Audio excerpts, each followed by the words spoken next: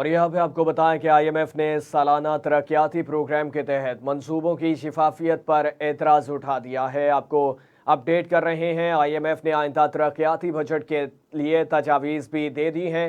ذرائع I am F کے مطابق پی ایس ڈی پی کے تحت ترقیاتی منصوبوں میں سرمایہ کاری کی مکمل معلومات دستیاب نہیں۔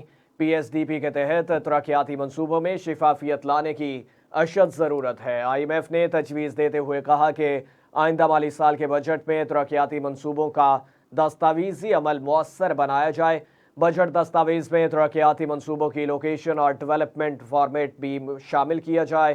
بجٹ کو مد نظر رکھتے ہوئے ترقیاتی منصوبوں کو پی ایس ڈی پی میں شامل کیا جائے۔ ذرائع کے مطابق مالیاتی مشکلات کے باعث ترقیاتی منصوبوں کے مقاصد سے بھی آئی ایم ایف کو آگاہ کیا جائے گا۔ وزارت خزانہ وزارت منصوبہ بندی آئی ایم ایف کی شرط پر عمل درآمد کے لیے پیپر ورک تیار کرے گی۔